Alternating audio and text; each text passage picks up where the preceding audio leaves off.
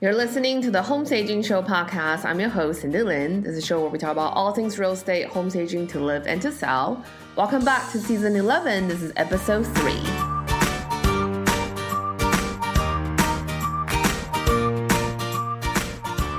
Hey guys, welcome back to another episode of the Home Staging Show. Thank you so much for listening. I know these mini episodes are a little bit format change and they're coming kind of on to the iTunes at irregular times. But I am trying to get as many out as possible during this season. I know the publishing schedule has been a little bit irregular, but partly because I'm in a full-time master program and it's been really intense lately. And also I've been battling a little bit of cold, and this is why. But I am trying to do more of these and more frequently as well. And you can catch the live streams when I do them. So you just follow us on Instagram, which is instagram.com/stageformore or facebook.com/stageformore. But it looks like most people are listening from Instagram because I see a lot more people chiming in and making comments and stuff. Yeah, and if you miss it and you want to see my face on the live stream, you can just go to instagram.com or facebook.com/stageformore to watch. Although I probably prefer you not to, just listen to the sound of my voice. It's usually better. I am a little bit self-conscious on camera, but to be honest, this is one of the things I've been working on is to try to push myself out of my comfort zone. And this is why I'm challenging myself to do live streams this season. And also a couple really exciting announcements. So our anniversary is coming up on the 28th of February. So last year we did a anniversary giveaway that had, I think, about $1,600 worth of prizes.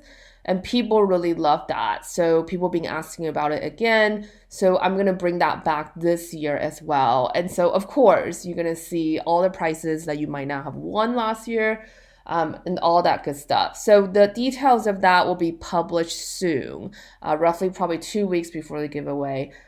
So yeah, just keep your eyes peeled about that. I'm going to talk about it on the podcast as well, obviously. And the other thing too is that we are also going to do an anniversary sale after the giveaway ends. So not to worry if you miss out on the giveaway, because we are giving away our courses, both Cash in the Cushions and also 6-figure floor plan. So if you did miss out on the giveaway, you still can get them at a really good price. All right.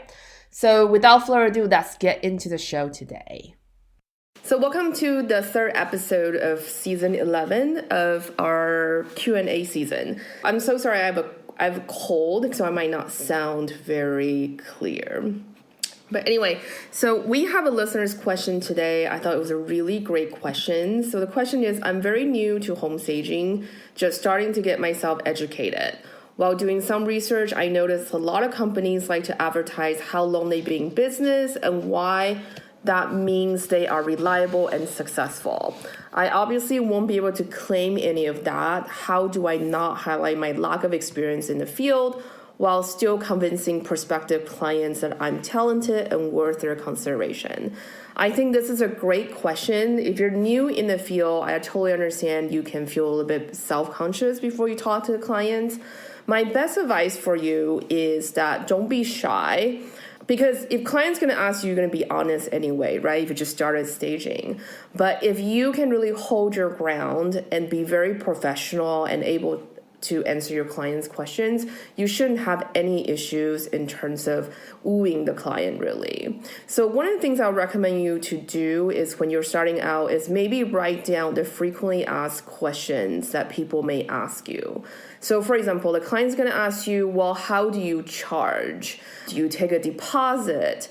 Would you give me a discount, kind of things? This is something that I make our students in the 6-figure floor plan course write. This is in part of our modules. They have to write scripts for any types of frequently asked questions they may encounter with their potential new clients. And as you start working more and more frequently, you're starting to notice the same questions repeating. The other thing to really practice and learn is kind of like, what exactly is your spiel? Like, what makes you different from any other stagers that are on the market? So it's really, really important when you're meeting someone at a networking event or meeting a potential client for the first time on a job site. you're able to very confidently to describe like what value you're bringing to the table, why they should hire you as a stager versus other stagers on the market, especially compared to these ones that seem a lot more experienced. Personally, I would say that just because people have been in the business for a long time, the number of years actually doesn't matter. What it really matters is the quantity of the jobs they've staged. The other thing too is that even if you're new in the market, you can still serve the market, because chances are more experienced stagers, they charge a lot more. I'm not saying you need to price very low to undercut, but just think about when you get a haircut, for example, you go to the salon, the owner of the salon is going to be probably the highest priced hairstylist you're going to be working with. But there's also junior stylists as well. So when you're coming in new in the market, you're basically that junior hairstylist. So obviously you're still going to charge within the market rate, but just on the lower end. So it's just like an entry level or mid level or executive level, like the billing will be a bit different. So don't really, I understand you will feel self-conscious about it, but don't be afraid. The other thing too is you can ask one of your good friends who's going to give you constructive feedback and ask them to practice with you, especially things like script. A lot of times you probably get a lot of phone calls from a telemarketer and it's clearly they're reading from a script. So it's really important that you practice and make it feel really natural so it doesn't sound like you're just going through the sales pitch. And I would just really say a lot of times business is about mindset. This is also why, like, in our 6-figure floor plan course, like, there's one particular module 0, it's all about mindset. Especially when you're new, I think it's really natural to feel very self-conscious about, oh, maybe I don't have enough experience in this area versus that other stager down the street. But the more important thing is that everybody brings something unique to their business. So stager A and stager B, just because they all work in the same neighborhood doesn't mean they're going to stage exactly the same. So you really need to figure out what exactly is that unique selling point that you bring to the table that differentiate you from other stagers down the street or in your community. So when you are first starting out, because you ask this question, like, how do I not highlight my lack of experience? So if client asks about it, definitely don't dodge the question, right? Just be very honest and upfront. Say, I may be new to staging, but I have this other experience. Or maybe you work in interior design before then, or you already work in interiors. Maybe you are like a salesperson at West Elm. You're helping people to pick pieces for their selection of their home, that kind of thing. A lot of things that you can bring in from your previous jobs into your current job. And that's what makes you unique as a home stager or as in, anything you do. So think about really awesome ways, like what are some of your strengths, like that you can tap into to really make up for the difference in new experiences.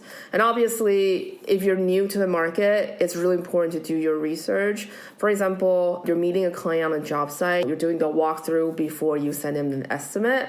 Be knowledgeable about the neighborhood. If you come off as very confident, you know what you're talking about, you understand the neighborhood, you know exactly who's going to buy this particular home, the agent is going to feel very impressed and the homeowner is going to feel safe.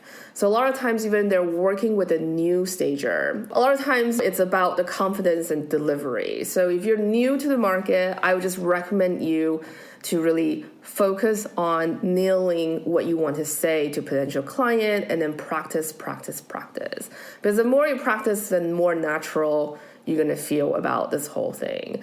And lastly, just don't be nervous about it. Just be yourself. I think people, especially in today's social media world, there's so much out there. And so authenticity is very, very important. So really focusing on how can you break the ice with a client. This is why doing a bit of research before you show up on your first appointment is going to be really helpful. All right. So that's the end of today's mini episode. I know it's super mini, but that's why we're doing this quick Q&A things. So yeah, thank you for joining me live on the live stream, and I'll see you in the next episode.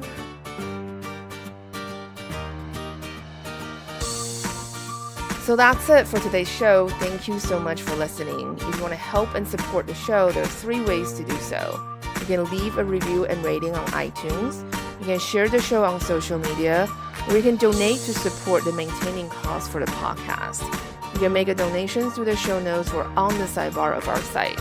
If you haven't left a review on iTunes, please do so. This will help us grow the show and book more guests. If you have any questions, feedback, and suggestions, you can comment on the show notes. You can also find the show notes by going to stagemore.com/podcast. That's it. Have a fantastic week and happy staging.